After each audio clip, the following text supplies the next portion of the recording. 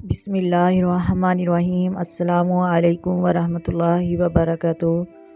محترم ناظرین، آج ہم آپ کو بتائیں گے قرآن پاک کس ٹائم نہیں پڑھنا چاہیے۔ وہ کون سے اوقات ہیں جن میں قرآن کریم کی تلاوت نہیں کرنی چاہیے۔ قرآن کریم کی فضیلتوں کے بارے میں بتائیں گے، تو آئیں اپنی ویڈیو کا آغاز کرتے ہیں۔ لیکن اس سے پہلے آپ سے گزارش ہے، ویڈیو کو اینڈ تک لازمی سنا کریں، کیونکہ ہم نے یہ ویڈیو مدارس کے بچوں کے لیے بناتے ہیں۔ دیکھتے ہیں کہ اللہ تعالیٰ کی راہ میں کون کتنا خرچ کرتا ہے، کیونکہ آپ کا سننا، ویڈیو کو شیئر کرنا، لائک کرنا، سبسکرائب کرنا بھی صدقہ جاریہ ہے۔ آئیں اپنی ویڈیو کا آغاز کرتے ہیں۔ محترم ناظرین، قرآن کریم کی کیا فضیلتیں ہیں اس کے بارے میں اگر ہم سمندر کے پانی کو سیاہی بنا لیں اور دنیا کے تمام درختوں کی کلمے بنا لیں تو کبھی بھی ہم اس کی فضیلت کو بیان نہیں کر سکتے، اس کی اہمیت کو بیان نہیں کر سکتے۔ لیکن ہم آپ کے سامنے کچھ گزارش کرتے ہیں۔ قرآن پاک وہ آسمانی کتاب ہے اور آخری کتاب ہے جو ہمارے نبی علیہ السلام پر نازل ہوئی۔ محترم ناظرین، قرآن پاک کے بارے میں اللہ رب العزت نے سورۃ حشر میں فرمایا کہ اگر اس قرآن کو ہم کسی پہاڑ پر نازل کرتے تو آپ دیکھتے کہ وہ ہمارے ڈر سے پاش پاش ہو چکا اور قرآن کے بوجھ کو نہ اٹھا سکتا۔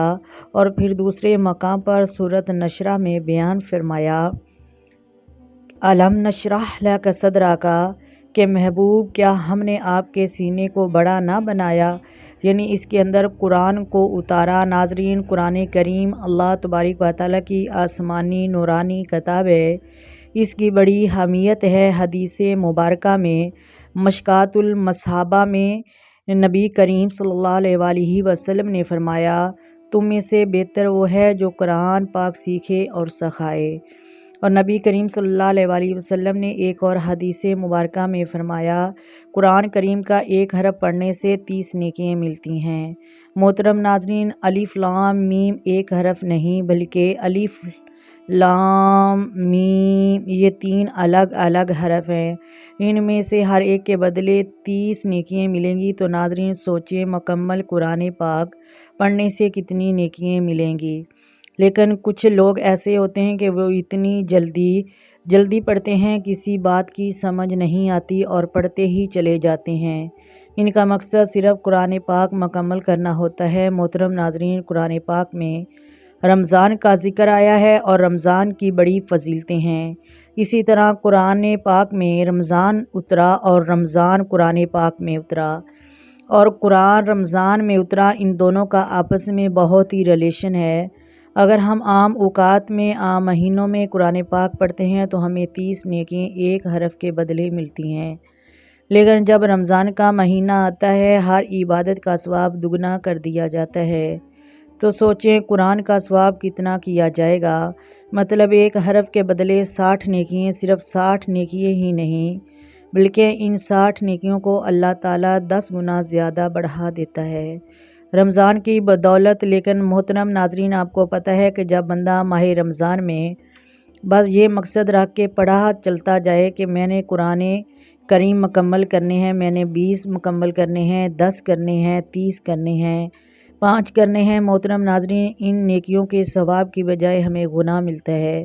اور پھر ہم یہ بھی نہیں جانتے کہ ہم کن اوقات میں پڑھ رہے ہیں، حالانکہ 3 اوقات ایسے ہیں جن میں قرآن پاک نہیں پڑھنا چاہیے بلکہ سجدہ تلاوت بھی نہیں کرنا چاہیے۔ اگر ہم ایسے اوقات میں قرآن پاک پڑھتے ہیں تو ہمیں ثواب کی بجائے گناہ ملے گا، کیونکہ جو بات شریعت سے معلوم ہو چکی ہے اسے جانتے ہوئے بھی اگر ہم اس پہ عمل نہیں کریں گے تو ہمیں گناہ ملے گا۔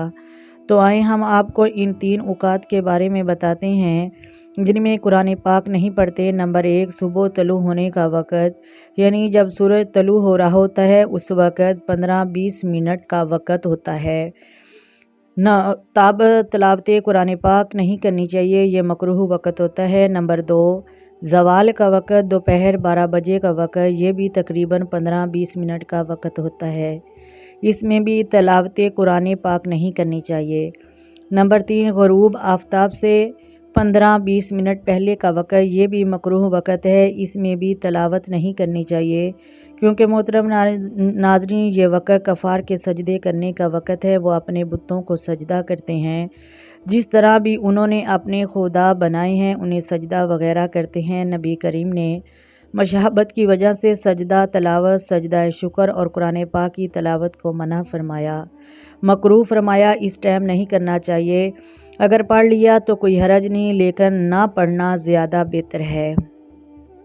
اب ہم میں سے کچھ لوگ ایسے ہوتے ہیں جو قرآن کریم مکمل کرنے کے منصوبے میں ہوتے ہیں کہ ہم قرآن کریم مکمل کر لیں۔ محترم ناظرین، قرآن کریم کے 3 حقوق ہوتے ہیں۔ نمبر 1، قرآن کریم کو مکمل یکسوئی کے ساتھ پڑھا جائے۔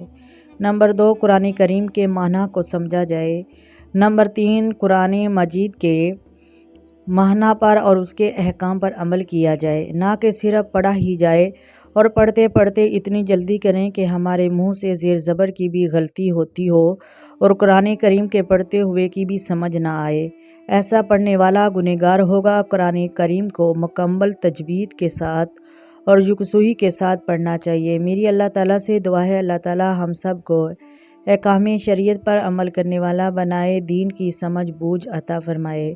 اللہ تعالیٰ ہم کو ماہ رمضان کے مکمل روزے رکھنے والا بنائے۔ کمنٹ میں یہ ضرور بتائیے گا کہ آپ میں سے قرآن پاک کس نے مکمل کر لیا ہے اور کون کتنے پارے روزانہ پڑھتا ہے۔ ویڈیو اگر اچھی لگے تو لائک کریں، شیئر کریں، سبسکرائب کریں۔ آئیں ایک مرتبہ درود پاک پڑھ لیں۔ الصلاۃ والسلام علیک یا رسول اللہ، الصلاۃ والسلام علیک یا حبیب اللہ، الصلاۃ والسلام علیک یا نبی اللہ وعلی آلک وصحبک یا سیدی یا محمد رسول اللہ۔ محترم ناظرین، اللہ حافظ۔